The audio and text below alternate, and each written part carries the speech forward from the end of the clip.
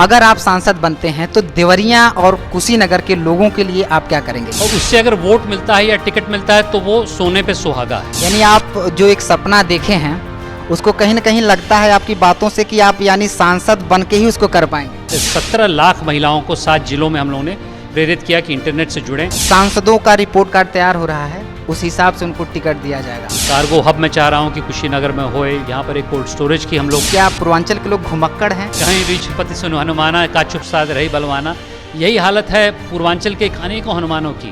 भाजपा से अगर आपको टिकट नहीं मिलता है, अगर एक मैं बात करता हूँ, मेरे हिसाब से अगले 10 साल में लोग उद्यमिता की तरफ बढ़ें। उद्यमियों को आप एक राहुल मणि उदाहरण हो गए बैतालपुर में, अन्य और कितने उद्यमियों को आप इस तरीके का दिए हैं? अगर इस क्षेत्र में अगर रोजगार रहेगा तो पलायन नहीं होगा। रिपोर्ट कार्ड महज देवरिया का ही नहीं पूरे देश का है। भारत जोड़ो यात्रा चल रहा है राहुल गांधी जी का, तो वो भी कहीं ना कहीं लगभग सभी लोग यात्रा में है, तो आपकी जो यात्रा है, अमित शाह जी कर रहे हैं और मोदी जी कर रहे हैं, योगी जी कर रहे हैं, वह मार्ग इस देश के लिए सबसे उचित मार्ग है। अच्छी खासी एक जॉब थी आपकी, नौकरी करते थे। मैं IIT दिल्ली का हूँ, लेकिन उसमें कोई ऐसा IIT वाला कौन हूँ नहीं बा। यानी सांसद का टिकट मिलेगा तभी यह मुमकिन है, हम ये समझें। 2024 की जो तैयारियां हैं कहीं न कहीं इसी कार्यालय से आपका जनसंपर्क रहेगा।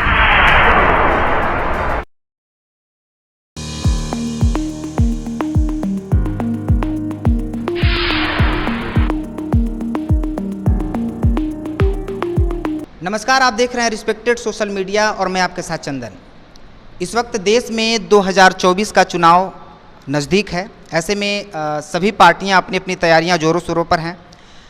हाल ही में एक बीजेपी का कहना है कि उन्होंने अपने अपने क्षेत्र के सांसदों का रिपोर्ट कार्ड के जरिए उनका मूल्यांकन होगा, रिपोर्ट कार्ड के जरिए उनको टिकट कैसे देना है या नहीं देना है, यह तय होगा और उसकी एक गोपनीय टीम भी बनी है।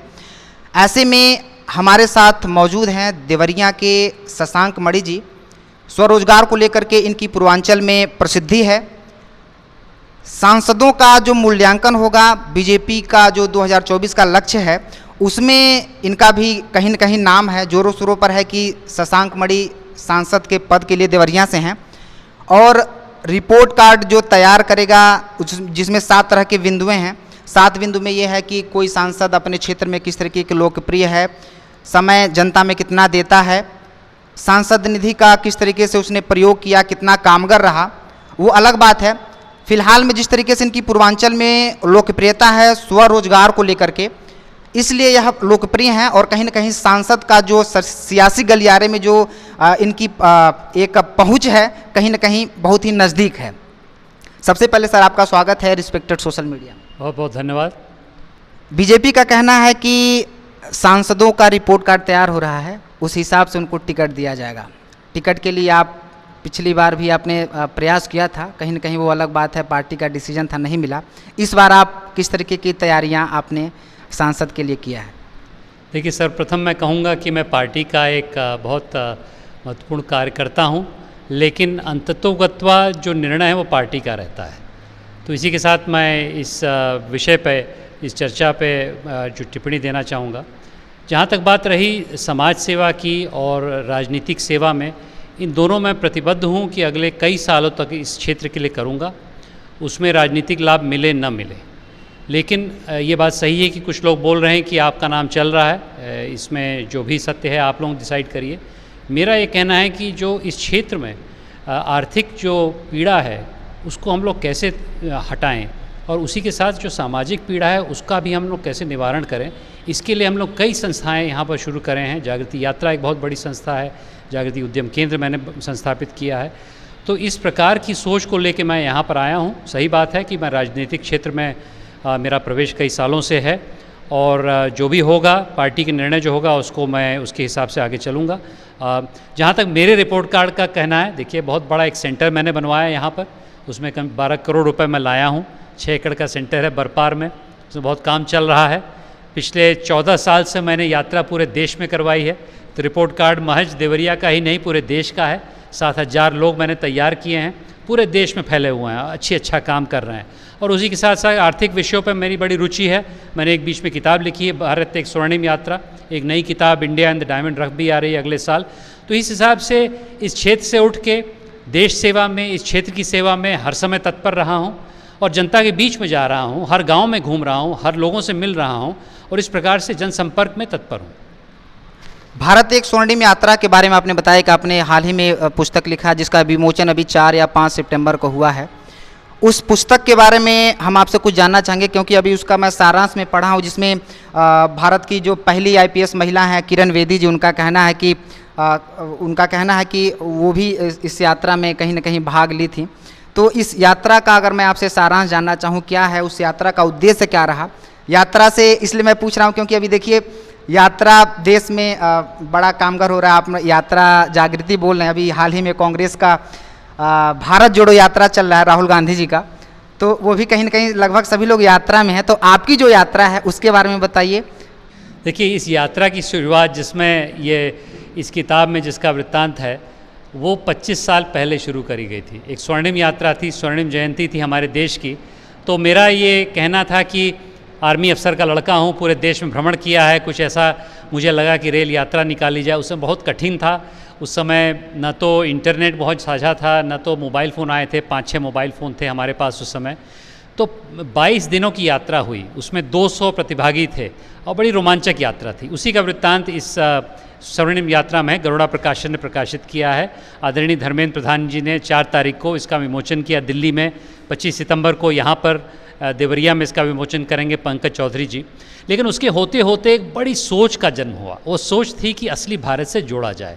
और देखिए, जहाँ तक राजनीतिक यात्राओं का सवाल है, औपचारिक रूप से करते हैं जब इलेक्शन आता है उसके पहले, लेकिन मेरी यात्रा, पहली यात्रा 25 साल पहले थी और उसके बाद 14 साल से अनवरत चल रही है और पिछले 2 साल डिजिटल मैंने करवाई।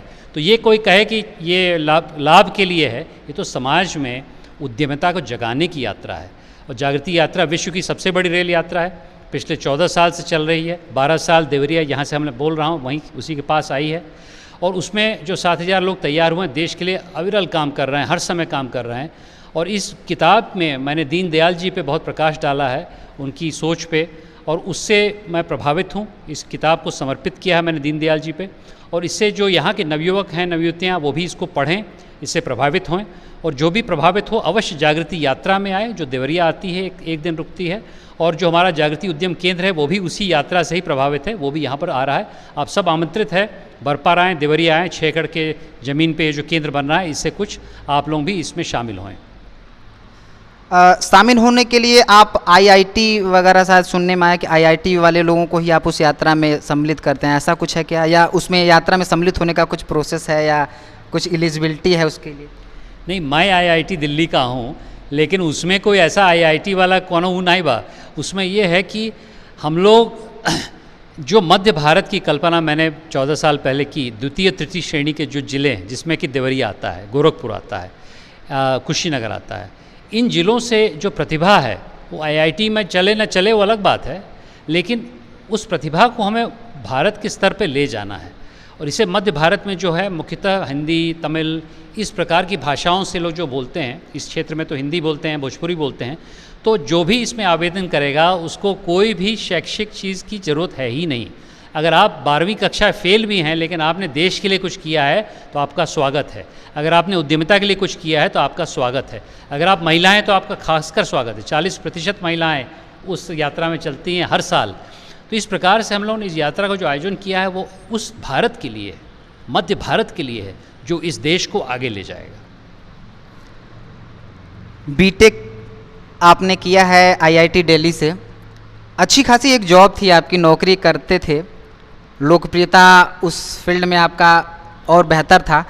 इस फील्ड में आने का क्या हुआ कि अपने पूर्वांचल में जाएं और एक जागृति इंटरप्राइजेस सेंटर पूर्वांचल को आपने, ये क्या आया मन में कि पूर्वांचल के लोगों के लिए मैं करूं? आपकी किताब में भी मैंने देखा कि उसमें आपने किताब में एक घुमक्कड़ी शब्द आपने एक उसमें किया है कि क्या पूर्वांचल के लोग घुमक्कड़ हैं? नहीं, 2 आपने प्रश्न पूछे हैं। पहला तो क्या मेरी प्रेरणा थी। आईआईटी दिल्ली के बाद मैंने कई सालों तक बड़ी कंपनियों में काम किया, अच्छे ओहदे पे रहा और उससे मतलब मेरे हिसाब से जो गृहस्थ आश्रम का मेरा कर्तव्य था उसको मैंने निभाया। लेकिन वानप्रस्थ आश्रम में, हमारे इतिहास में, हमारे समाज में, हमारे माइथोलॉजी में भी यही कहा जाता है कि आप लोग देश की सेवा करें। उसी में मैं आया हूँ, इसीलिए मैं तत्पर हूँ कि यहाँ पर अपने क्षेत्र में आके। और क्यों पूर्वांचल? क्योंकि पूर्वांचल पिछड़ा हुआ इलाका है और इसका भी अनेक कारण है जिसके बारे में हम लोग चर्चा करेंगे। तो यहाँ पर आके मैं अपने क्षेत्र में कुछ करूँ, यही मेरी लालसा है। जहाँ तक घुमक्कड़ी का सवाल है, देखिए यह पूरा क्षेत्र घुमक्कड़ों का है। राहुल सांकृत्यायन ने यहीं से यायावरी का हम लोग को स्वप्न दिखाया, अथाथो घुमक्कड़ जिज्ञासा। उन्होंने बोला चाहे पिताजी बोलें, चाहे माताजी बोलें, चाहे बहन बोलें, चाहे भाई बोलें, अगर रोकें आपको घूमने से आप घूमिए। और यही मैंने बचपन से ही किया। मैं आईआईटी में था तो निरंतर घूमता रहता था, मैं अपने कॉलेज में था कॉलेज में लखनऊ में तो निरंतर घूमता रहता था। और यह पिछले 14 साल से भी निरंतर घूमता ही रह रहा हूँ कि 8000 किलोमीटर हर साल मैं चलता हूँ 500 लोगों के साथ एक रेल यात्रा में। मतलब करीब 1,20,000 किलोमीटर मैंने कवर किया, मतलब 2 बार पृथ्वी का चक्कर मैंने काट दिया है। तो मेरे जो घुमक्कड़ी का धर्म है उसका पूरा मैं अपना रहा हूँ, उसकी प्रेरणा पूर्वांचल से ही मिली है। जिस वजह से आपकी लोकप्रियता है पूर्वांचल में, स्वरोजगार आपका एक मुहिम है कि जिस क्षेत्र में हम हैं उस क्षेत्र से लोग दूसरे जगहों पे पलायन करते हैं। जैसे पूर्वांचल के लोग अन्य जगहों पे जाते हैं, तो पूर्वांचल के लोग पूर्वांचल में ही रहें।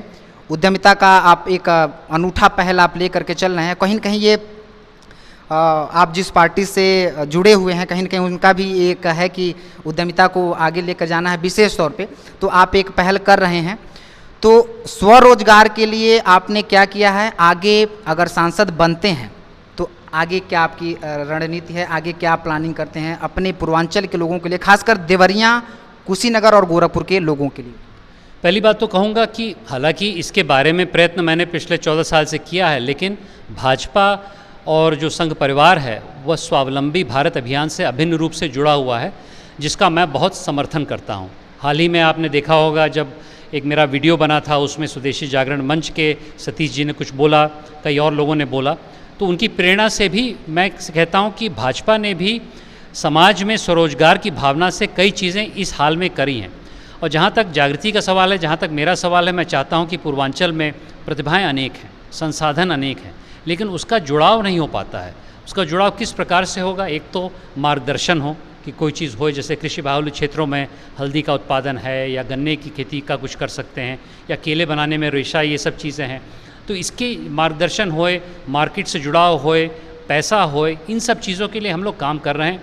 और इसमें मैं चाह रहा हूँ कि यहाँ पर कुशीनगर, देवरिया खासकर, लेकिन गोरखपुर, बलिया, संत कबीर नगर, मऊ, इन सब जगहों में जो हम केंद्र बना रहे हैं, जागृति उद्यम केंद्र, उससे कम से कम 3,500 मेरे हिसाब से अगले 10 साल में लोग उद्यमिता की तरफ बढ़ें और 16 लाख लोग लाभान्वित होंगे।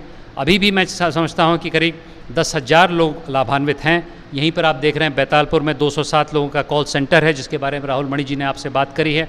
उसको लगवाने में हम लोग का बड़ा भागीरथी प्रयास रहा। तो इस हिसाब से हम लोग चाह रहे हैं कि इस क्षेत्र में अगर रोज़गार रहेगा तो पलायन नहीं होगा, और पलायन नहीं होगा तो यहाँ का जो प्रतिभा है यहीं रहेगी, और जब वो होगा तो देश का विकास होगा। तो यही मैं चाहता हूँ कि मान लीजिए मैं किसी पद पे आऊँ यहाँ पर, तो यहाँ की प्रतिभाओं को यहाँ कैसे खींचा जाए, उनसे कैसे बोला जाए कि इस क्षेत्र को आगे बढ़ाएं। बैतालपुर में अमेज़ॉन और वोडाफोन कॉल सेंटर अगर देखा जाए तो राहुल मणि हैं। राहुल मणि के एमबी कॉम्प्लेक्स में वो इसमें सुचारू रूप से चल रहा है। वोडाफोन बंद हो गया, अमेज़ॉन अभी फ़िलहाल चल रहा है, किसी कारणवश बंद हो गया। तो उसका उनका जब मैं इंटरव्यू ले रहा था तो उन्होंने बताया कि एक बार हमें एक मुलाकात हुई शशांक मणि जी से, तो आपकी चर्चा ही हुई कि आज अमेज़ॉन बैतालपुर में है रूरल सोर्स के माध्यम से, तो कहीं न कहीं आपको श्रेय जाता है। उद्यमियों को आप, एक राहुल मणि उदाहरण हो गए बैतालपुर में, अन्य और कितने उद्यमियों को आप इस तरीके का दिए हैं? अगर उसको थोड़ा सा विस्तार में बता दें तो। उसमें मैं समझता हूँ कि आज की तारीख में जागृति के तंत्र से कम 100 उद्यमी जुड़े हैं, अलग अलग दिशाओं में काम कर रहे हैं।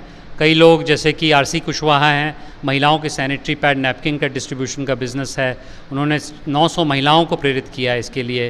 पूजा शाही जी हैं जो अर्जन क्राफ्ट्स का एक बहुत अच्छा उनका सुचारू रूप से चल रहा है, माइक्रम का। एक विभा पांडे हैं यहीं की, वो बहुत काम कर रही हैं महिलाओं के लिए।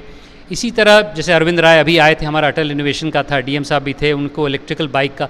तो मैं अनेकों नाम गिना सकता हूँ आपको, और उसमें यही कहूँगा हम लोग के लिए यह सब उद्यमी हनुमान हैं। हम लोग का किरदार है जामवंत का, और उसमें जो छंद है रामायण का, कहीं रिछ पति सुन हनुमाना का चुप साध रही बलवाना, यही हालत है पूर्वांचल के अनेकों हनुमानों की। और आप लोग जागें, और आपके बल को जगाने का काम हम लोग करेंगे, जागृति करेगी जामवंत का काम, ताकि आप पहाड़ उठाने में सक्षम रहें। आप जामवंत जैसे प्रेरणा दे के आप संजीवनी बूटी लाएं पूर्वांचल के लिए, यह क्षेत्र आगे बढ़े। मेन आपका मोटो है सांसद टिकट किसी तरीके से मिल जाए, तो ये जो आपके अंदर एक जो आप सपना देख रहे हैं स्वरोजगार को लेकर के, पूर्वांचल को किस तरीके से आप देखते हैं, वो आप एक अलग सपना जो देख रहे हैं, तो अगर कहीं ना कहीं सांसद बनते हैं तो उसी को अब बृहद रूप में आप उसको कर सकते हैं, ये अगर आपका ध्येय है। तो महिलाओं के वोट के लिए अगर हम कहें तो सांसद की तैयारी आप कहीं ना कहीं दूरदृष्टि से आप कर रहे हैं, महिलाओं का वोट के लिए आप हर घर लक्ष्मीबाई कोई एक और भी कोई योजना थी, वो कितना काम कर रहा है उसके बारे में बताएं। पहली बात तो मैं ये कहूँगा कि मैं समाज में और राजनीति में इसलिए आया हूँ कि लोगों के बीच में जाऊँ, कि पीड़ा को सुनूँ, और उससे अगर वोट मिलता है या टिकट मिलता है तो वो सोने पे सुहागा है। तो मैं इस दृष्टिकोण से नहीं जा रहा हूँ कि मुझे वोट ही खींचना है, अगर अच्छा काम करूँगा तो वोट मिलेगा, इस प्रकार से। तो अच्छा काम क्या किया है मैंने महिलाओं के लिए ताकि उनका वोट मिले। एक तो बहुत सालों पहले मैंने अपनी 2 बेटियों का उपनयन संस्कार कराया यहीं बरपार गाँव में।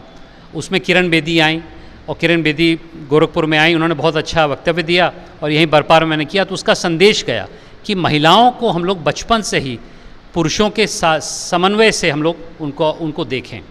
उसके बाद करीब 4 साल पहले बहुत बड़ा प्रोग्राम था इंटरनेट साथी का, जिसमें 17 लाख महिलाओं को 7 जिलों में हम लोगों ने प्रेरित किया कि इंटरनेट से जुड़ें। 2400 महिलाओं को प्रशिक्षित किया, उनको टैबलेट दिया हाथ में। आप जानते हैं घर घर में हम लोग जाके, एक महिला 4 गाँव में जाती थी, उससे बहुत बड़ा प्रभाव पड़ा। और हाल ही में हम लोगों ने जब कोविड आया तो एक उसी इंटरनेट साथी को लेके हमने एक कैंपेन किया था, जिसमें स्वास्थ्य महिलाएं घर घर जाके, उन्होंने घर घर तो नहीं, उस समय इंटरनेट से उन्होंने जोड़ के ये संदेश पहुंचाया। तो महिलाओं का जो योगदान है इस क्षेत्र में बहुत है। और ये बात सही है कि महिला अपने आप से वोट कर रही है। महिला का वोट विकास का वोट है, वो जाति का या संप्रदाय का या किसी और चीज़ का वोट नहीं है। इसके लिए मैं इच्छुक हूँ, मुझे पूरा विश्वास है कि मुझे वोट मिलेगा। मैं, मेरी 2 बेटियाँ, मेरी जो पत्नी है गौरी जी, हम लोग सब मिलके महिलाओं की तरफ उनसे वोट मांगेंगे, लेकिन उनका आशीर्वाद मांगेंगे। उनको आगे बढ़ाने के लिए हम लोग हर समय तत्पर रहेंगे। एंटरप्रेन्योर को लेकर के आप चल रहे हैं, और कहीं ना कहीं आप किसी क्षेत्र में जो अभिशाप है, अभिशाप को कहीं ना कहीं आप वरदान के रूप में कई जगह आपने पहल किया है, जिसमें अटल योजना कोई थी, अटल जलमार्ग योजना, देश की जो एक प्रसिद्ध नदी है गंडक नदी, जिसमें जो बाढ़ से ग्रसित रहता है, उसमें तमाम फसलें नुकसान हो जाती हैं। उसमें आपने क्या किया था, वो उस अभियान जो आपने एक छेड़ा था, उसका क्या निष्कर्ष निकला? क्या जो आपने वो किया था कि जहाज मार्ग को लेकर के आपने कुछ किया था, वो कितना काम कर रहा? उसमें एक नमो नारायणी कार्यक्रम मैंने करा था, उसमें अटल नारायणी यात्रा करी थी। अगेन फिर से यात्रा आ जाती है, 7 दिन की यात्रा थी, एक दिन मैं भी चला था। उसमें देखिए, जब मैं गया पहली बार वहाँ पर बंधे पे, नारायणी के बंधे पे एक गांव है हरौली दान, और वहाँ पर बड़ा मतलब जिसे कहते हैं नारायणी बहुत कटान मार रही थी। तो कुछ तत्कालीन हम लोगों ने समर्थन किया वहाँ पर इरिगेशन डिपार्टमेंट से जाके मिल के। लेकिन फिर मेरे मन में आया जो आपने बात कही कि ये इस अभिशाप को वरदान में कैसे परिवर्तित करें। तो उसी के साथ समय हम लोगों ने नमो नारायणी कार्यक्रम किया, जिसमें बहुत वरिष्ठ नेता आए। हमने वहीं से नाव छोड़ी, उसमें करीब 10 किलोग्राम हल्दी हमने पटना भेजी, और उसी लगभग समय प्रधानमंत्री जी ने वहाँ से पटना से कि आगे के जलमार्ग का नियुक्तिकरण किया। तो इस हिसाब से मैं चाहता हूँ कि आने वाले समय में मुझे मौका मिलेगा तो मैं अटल नारायणी यात्रा को और नमो नारायणी कार्यक्रम को एक जलमार्ग के माध्यम से नीचे तक ले जाऊँगा, ताकि तमकुही, फाजिल नगर, इस पूरे क्षेत्र में जो अनेक प्रतिभाएं हैं, कई चीज़ें यहाँ से जो उत्पाद होता है, उसको हम लोग पटना तक और उसके बाद विदेश तक भी ले जा सकें। यानी आप जो एक सपना देखे हैं, उसको कहीं ना कहीं लगता है आपकी बातों से कि आप यानी सांसद बन के ही उसको कर पाएंगे। देखिए, बल मिलेगा, इसमें कोई दो राय नहीं है कि बल मिलेगा, समाज का बल मिलेगा, सरकार का बल मिलेगा।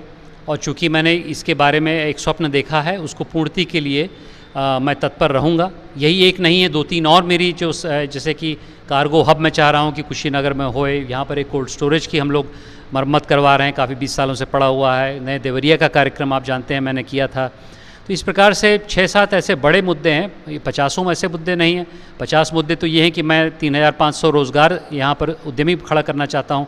लेकिन जो बड़े मुद्दे हैं उसमें ये 5-6 मुद्दे अगर मैं किसी पद पे आता हूँ तो अवश्य इसको करवाऊँ। यानी सांसद का टिकट मिलेगा तभी यह मुमकिन है, हम ये समझें। नहीं, देखिए, कार्यरत तो हूँ, क्योंकि इतना बड़ा केंद्र बना रहा है, उसमें इन सब चीज़ों पे अभी भी लगा हूँ। लेकिन ये बात सही है आपकी कि अगर मुझे कुछ पद मिलता है तो उससे मुझे बल मिलेगा, मेरी संस्था को बल मिलेगा, मुख्यतः समाज से जो आवाज़ उठेगी और जो सबके प्रयास की बात प्रधानमंत्री जी करते हैं, जिसमें कि जनभागीदारी की बात करते हैं, वो मिलेगा। देखिए, नमो नारायणी कार्यक्रम या मेरा जो सेंटर बन रहा है, वो इमारत बनाना या जल मार्ग बनाना एक बात है, लेकिन जनता का उसमें सौभाग्य, उसमें जो अगर जन भागीदारी नहीं होगी तो उसमें कोई सामग्री नहीं नीचे जाएगी। तो जो सबके प्रयास के बारे में बात करते हैं प्रधानमंत्री जी, योगी जी जो एक ODOP के बारे में बात करते हैं, ये दोनों चीज़ों के लिए समाज की मिलने की आवश्यकता है। तो मान लीजिए मैं किसी पद पे आता हूँ तो उससे समाज भी जुड़ेगा, सरकार को भी मैं थोड़ा सा खींच पाऊँगा। इस प्रकार से आपकी बात सही है, लेकिन मेरे हिसाब से अभी भी मैं उस पर काम कर रहा हूँ।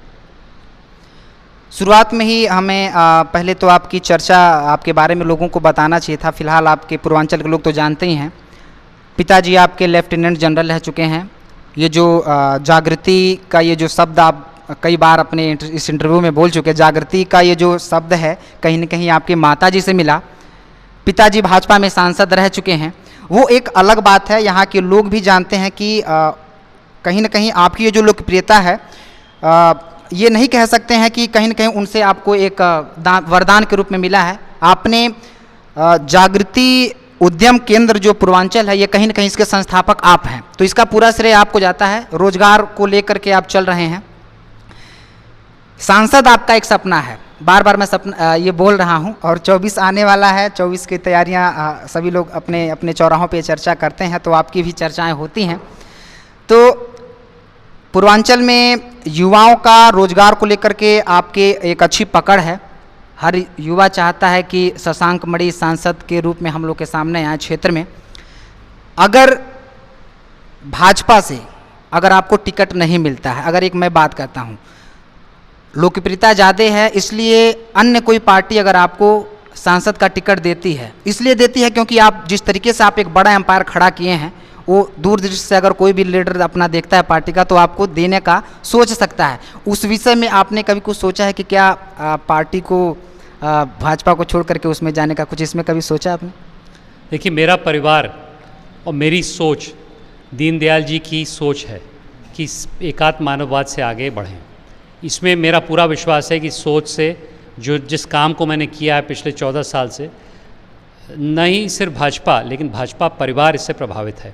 तो मुझे कोई संशय नहीं कि मुझे भाजपा से कोई दिक्कत होगी या भाजपा को मुझे छोड़ने की आवश्यकता होगी। इतने पे ही मैं छोड़ देता हूँ इसको।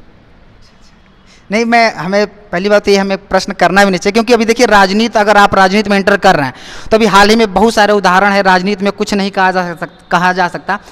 महाराष्ट्र को देख सकते हैं, बिहार को देख सकते हैं, ताज़ा उदाहरण है।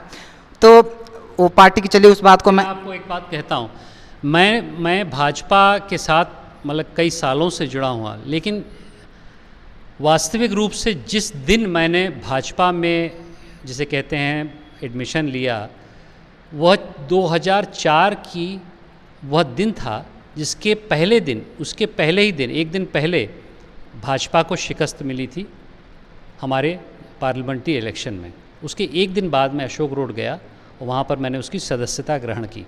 तो एक सदस्य ने मुझसे पूछा कि आज आप क्यों आ रहे हैं? तो मैंने बोला इसलिए आ रहा हूँ कि आज ही भाजपा को थोड़ी ठोस पहुँची है। अगर आज मैं आऊँगा और इसका एक मैं अपना जिसे कहते सदस्यता ग्रहण करूँगा तो हमको शक्ति मिलेगी। मैं पूरी तरह विश्वास करता हूँ कि जो इस मार्ग पे दीनदयाल जी ने हमको आगे बढ़ाया था, जो अटल जी आगे ले गए श्यामा प्रसाद मुखर्जी के आशीर्वाद से, जो आज की तारीख में मेरे हिसाब से अमित शाह जी कर रहे हैं और मोदी जी कर रहे हैं, योगी जी कर रहे हैं, वह मार्ग इस देश के लिए सबसे उचित मार्ग है।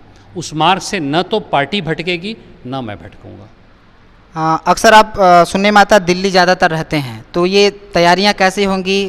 क्योंकि क्षेत्र में घूमना रहता है सांसद के लिए, तो मैनेज कैसे करना है, कैसे करते हैं? देखिए, मेरा ये ध्येय है कि दिल्ली में मैं इसलिए कुछ समय बिता रहा हूँ क्योंकि आर्थिक चीज़ों पे मेरी राय ली जाती है। कुछ ऐसी चीज़ें हैं जिसमें मैं काम कर रहा हूँ उस समय। कुछ ऐसा सौभाग्य है कि एरोस्पेस एंड डिफेंस में मैं बहुत काम कर रहा हूँ। तो इन सब चीज़ों के लिए मैं कुछ राय अपनी देता रहता हूँ दिल्ली में भी। लेकिन जनता के बीच में मैं उतर गया हूँ। जिस आप कार्यालय से देख रहे हैं, इसको देख रहे हैं, ये मेरा कार्यालय है। इसके उद्घाटन के लिए मैं सबको आमंत्रित करता हूँ 25 सितंबर को, जब दीनदयाल जी की जयंती भी है, उस दिन मेरे पुस्तक का विमोचन भी है। तो आप लोग आमंत्रित हैं। तो मैं चाह रहा हूँ कि इसी कार्यालय से अगले कई महीनों तक मैं जनता के बीच में जाऊँ, उनके बीच में रहूँ।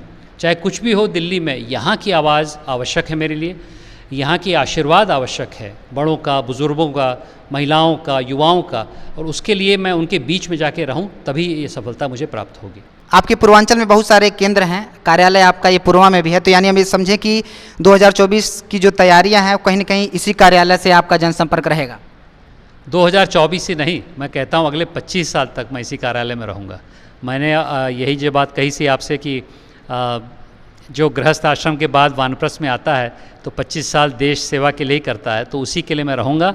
और इसके लिए बहुत बहुत धन्यवाद कि आपने मेरा इंटरव्यू लिया। आखिरी प्रश्न ये है कि अगर आप सांसद बनते हैं तो देवरिया और कुशीनगर के लोगों के लिए आप क्या करेंगे? सबसे पहले यदि मुझे टिकट मिलता है तो मैं आपके बीच में आऊँगा, और यदि मेरा ऐसा सौभाग्य होता है कि आप लोग मुझे सांसद बना के भेजें, तो मेरा सबसे बड़ा आपसे जो मंत्र है या आपसे जो आशा है, वो मेरे प्रयास में आप शामिल होंगे। यह काम देवरिया कुशीनगर को आगे बढ़ाने का काम मैं तो कर रहा हूँ, मेरी टीम तो अवश्य कर रही है, लेकिन आपको मेरी टीम बनना पड़ेगा। जो सबके प्रयास की भावना है, जो जन भागीदारी की भावना है, उसमें सिर्फ हम लोग सरकारी तंत्र से आगे नहीं बढ़ पाएंगे। अवश्य उनका योगदान रहेगा, योगी जी का, मोदी जी का, मेरा भी कुछ हद तक, लेकिन यदि आपका प्रयास होगा, आप मेरी सोच से, स्वरोजगार से, रोजगार से, यहाँ की अनेक प्रतिभाएं उनको आगे लेके चलेंगे और एकजुट होकर चलेंगे, तभी इस क्षेत्र का विकास होगा। तो मेरी आशा आपसे ये है कि आप मेरे साथ ही रहेंगे, लेकिन आपके साथ मैं रहूँगा और आप एक दूसरे के साथ रहेंगे, ताकि इस पूरे क्षेत्र को हम लोग एक मुट्ठी की तरह बांधें और आगे ले जाएं। ये थे हमारे साथ जागृति संस्था के संस्थापक शशांक मणि जी।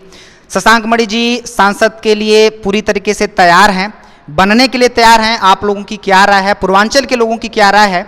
अगर यह सचमुच में अगर इनके अंदर काबिलियत है, अगर ये उठना चाहते हैं सांसद के लिए, तो आप लोगों की क्या राय है, कमेंट बॉक्स में ज़रूर आप अपनी राय दीजिएगा। बहुत बहुत धन्यवाद।